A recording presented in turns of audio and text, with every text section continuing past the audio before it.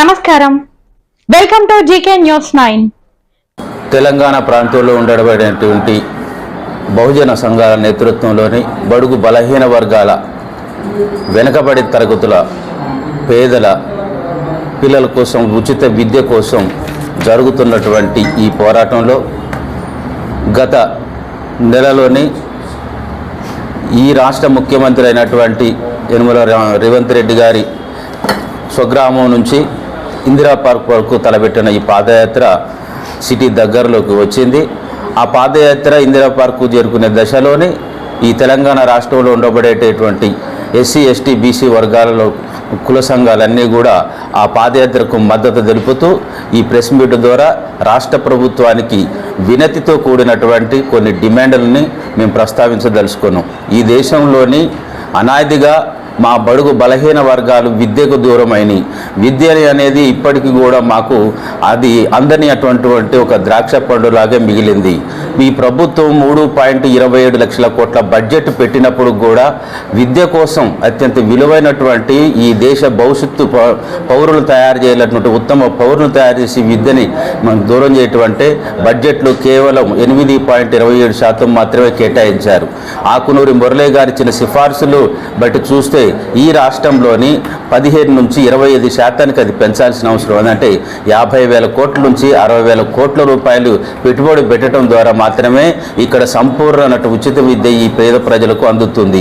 ఈ ఉచిత విద్య అందించినటువంటి ఐరోపా దేశాలు అత్యున్నతమైన మానవ ప్రగతి పదంలో ముందు ఉన్నాయి. ఫిన్లాండ్ కానీ, డెన్మార్క్ కానీ, ఫ్రాన్స్, జర్మనీ, యూరోప్ కంట్రీలను అనేక దేశాలు కూడా ఆయా దేశ పౌరులకు ఉచిత విద్య అందించడం వల్ల వాళ్ళు ఆర్థిక భారాల నుంచి బయటపడి ఉన్నత విద్యలను అభ్యసించి ఎన్నో ప్రయోగాలు చేయటం వల్ల ఆ దేశానికి వాళ్ళు ఎన్నుముకగా ఉండటం వల్ల ఆయా దేశాలు అభివృద్ధి చెందని ఇక్కడ మనకి ఉచిత విద్యని అందించటం వల్ల పేద వర్గాల్లోని ఈ వ్యసనాలకు బానిస అవ్వకుండా నేర ప్రవృత్తులకు దూరంగా ఉత్తమ పౌరులుగా తీర్చిదిద్దపడి అత్యంత ఎక్కువ మానవ వనరులను ఈ దేశానికి అందించటం వల్ల ప్రపంచంలోనే ఒక సుస్థిరమైనటువంటి ఆర్థిక ప్రగతి సాధించే అవకాశాలు ఉంటాయి. కాబట్టి ఈ తెలంగాణ ప్రభుత్వం పేదలకు ఇచ్చేది ఉచిత విద్య అనకుండా అది పెట్టుబడి మార్గంగా మాత్రమే చూడాలి. అది భవిష్యత్తులో ఎన్నో రకాల ఫలితాలని మనకి అందించే అవకాశాలు ఉన్నాయి. కాబట్టి పేదలకి ఏదో త్యాగం చేస్తున్నట్టు దానం చేస్తున్నట్టే కాకుండా ఈ రాష్ట్రంలోని విద్య మీద పెట్టుబడి పెడుతున్న దృక్పథంతో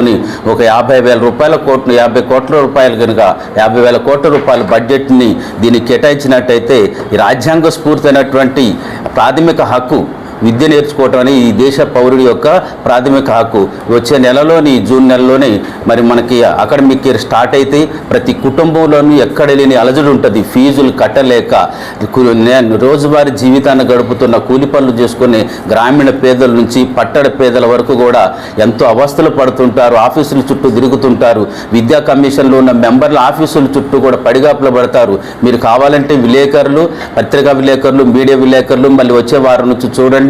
అక్కడ మనకి సంక్షేమ భవన్ ముందు బీసీ కమిషన్ ముందు కానీ, ఎస్సీ కమిషన్ ముందు కానీ, ఎస్టీ కమిషన్ ముందు కానీ ఆ చైర్మన్ల ఛాంబర్ల కాడ మెట్ల కాడ బ్యాగులు తీసుకొని వచ్చి 1-2 రోజులు పిల్లల్ని వెంటేసుకొని అక్కడ ప్రాంగణంలోనే ఉండు. తెలంగాణ రజక రిజర్వేషన్ సమితి రాష్ట్ర అధ్యక్షుడు గోపిరాజకని మేము ఈరోజు ప్రెస్ మీట్ ముఖ్య ఉద్దేశం బహుజన ప్రజాశక్తి నంగ లక్ష్మణ్ గారు చేపట్టినటువంటి వంగూరు మండలం నుండి నాగర్ కర్నూలు జిల్లా ఇందిరా పార్క్ వరకు, హైదరాబాద్ ఇందిరా పార్క్ వరకు మరి వారు పాదయాత్ర చేయడం జరుగుతుంది. ఈ పాదయాత్రకు సంపూర్ణంగా అన్ని బీసీ, ఎస్సీ, ఎస్టీ సంఘాలన్నీ సంపూర్ణ మద్దతు ఇస్తామని చెప్పి సందర్భం తెలియజేసుకుంటూ ఈరోజు మరి హైదర్గూడ ఎన్ఎస్ఎస్ భవన్లో ప్రెస్ మీట్లో మరి జిల్లా వెంకటేష్ అన్న గారి ఆధ్వర్యంలో ఏర్పాటు చేసిన సమావేశానికి మా జిల్లా రాష్ట్ర అధికార ప్రతినిధి ముత్తాగ నరసింగన్న, రాష్ట్ర ఉపాధ్యక్షులు సాంబరాజు కుమార్ గారు, జిల్లా ఉపాధ్యక్షులు చాగంటి వెంకటేష్ గారు, జిల్లా యువత అధ్యక్షులు మరి పొగాస సాయి కుమార్ గారు, కాపర అధ్యక్షులు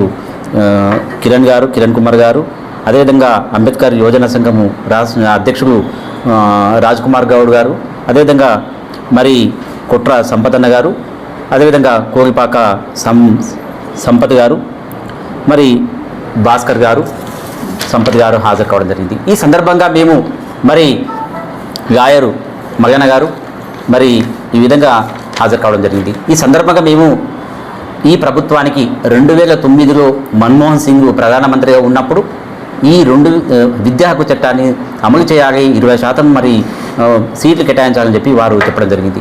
ఈ కాంగ్రెస్ ప్రభుత్వము అనేక చట్టాలు తీసుకొచ్చింది, కానీ ఇప్పుడు వచ్చినటువంటి రేవంత్ రెడ్డి గారు ఆ చట్టాలను అమలు చేసే సాగాలని చెప్తున్నాం. కొత్త చట్టాలు మాకు అక్కర్లేదు.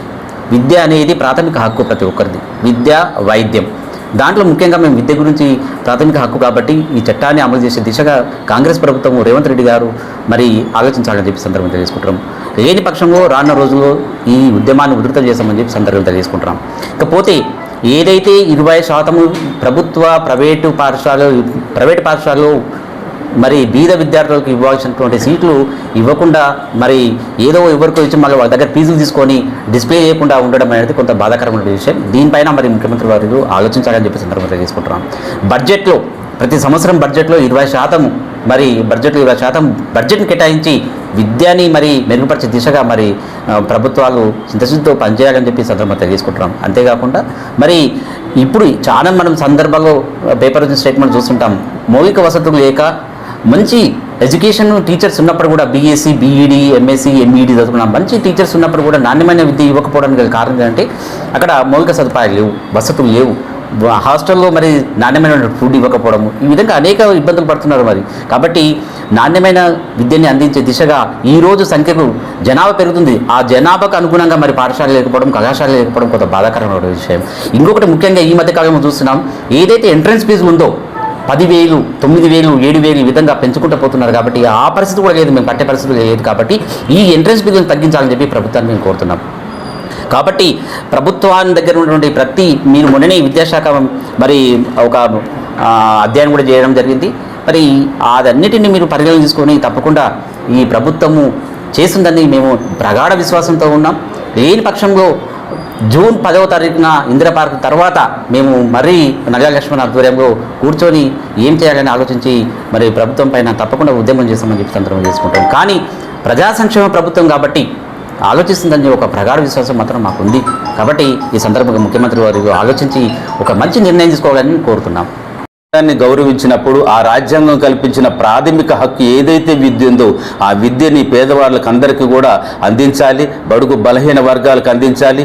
మీరు చేసినటువంటి 2009 చట్టంలోని సెక్షన్ 1C ప్రకారం 25% ప్రైవేటు కానీ ఎయిడెడ్ కాలేజీలు కానీ ఇతరత్ర కూడా ఇవ్వాలి.